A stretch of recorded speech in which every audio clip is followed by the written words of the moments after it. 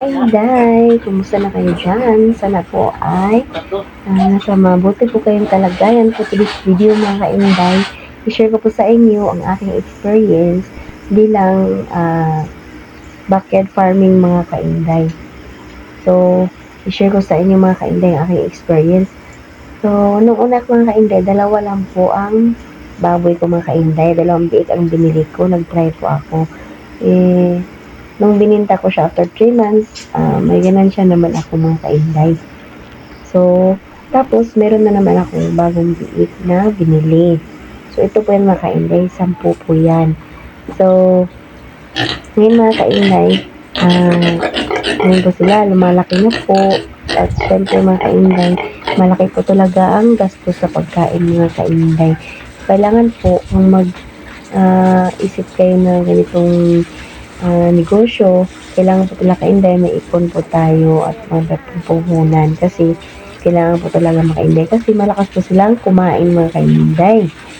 At yan po mga kainday, pinaliguan po sila at yung saya-saya nila mga kainday. Every time na paliguan po sila, sobrang saya po nila, maglalaro po yan. Yan po mga kainday.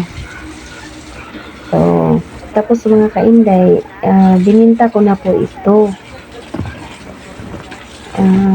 Yung 10. Kaso lang mga kainday, hanggang ngayon hindi pa po ako nabayaran ng buo mga kainday. Masakit po sa aking kalooban kasi malaki po ang gastos ko nito mga kainday. At syempre, i-roll ko yung aking pera. Kaso lang hanggang ngayon hindi pa rin ako nabayaran mga kainday. Naisipan ko po mga kainday na sa next time, i-live weight ko na lang siguro mga kainday. Try ko mag-live weight. Kasi pag iparasyon mga kainday, minsan nakakatakot. Baka mamaya hindi ko tayo bayaran sa nagrasyon mga kainday. Tulad sa nangyari po sa akin na ngayon, hindi pa po ako nabayaran ng buo. So, nakakatakot mga kainday. So, ano pa, hindi ko pa sila bininta. Ang sarap-sarap ng tulog nila mga kainday. Yan po, ang sweet-sweet nila, magkakapatid po yan.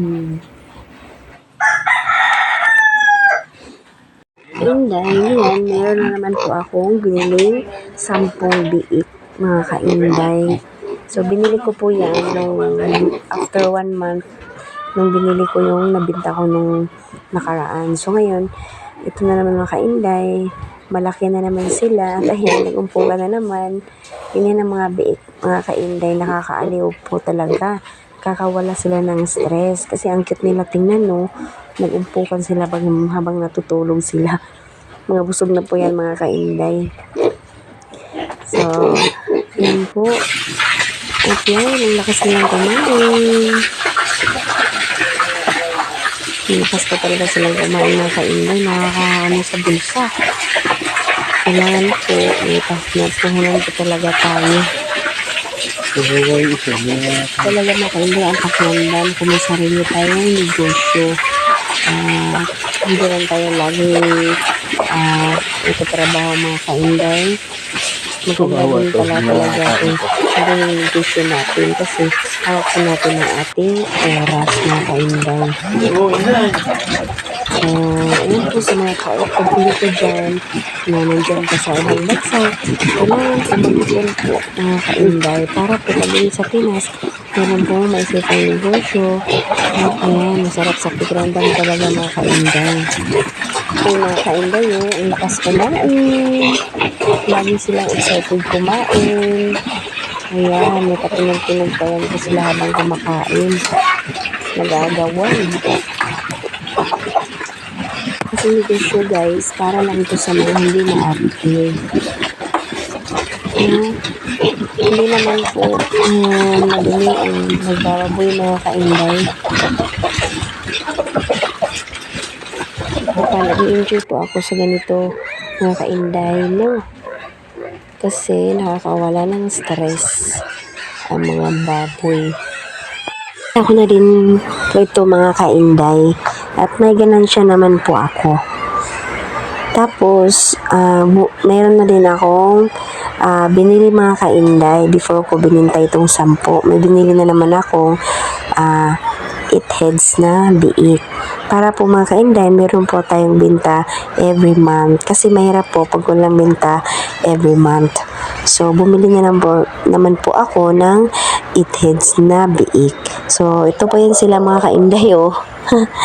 Bagong bili ko din yan. Tapos, magkakapatid po sila mga kainday. At meron pong iba ang kulay na dalawang 2 heads po yung magkaparehas ng kulay mga kainday. So, ang cute po nila tingnan, no?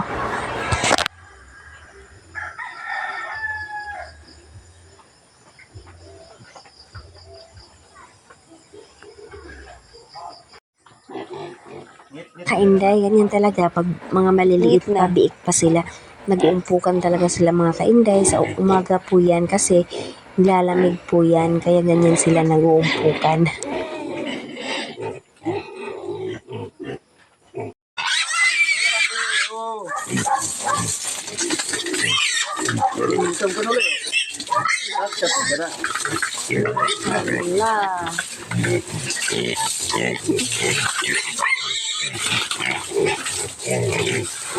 Kaya mga kainday, time to take a bath na po sila mga kainday, oh.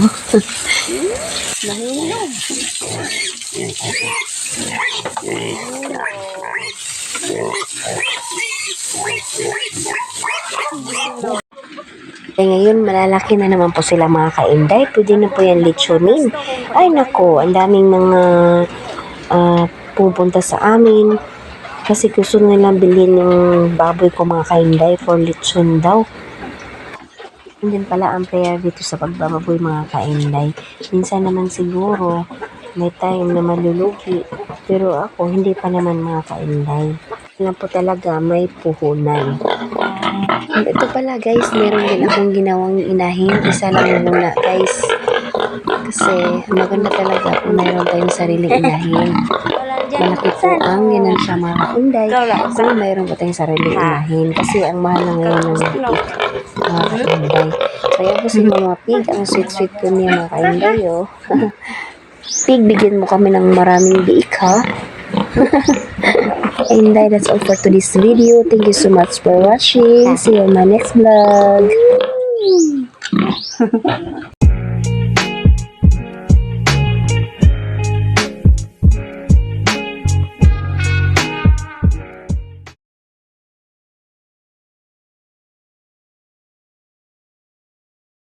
Today's video mga kainday. Thank you so much for watching.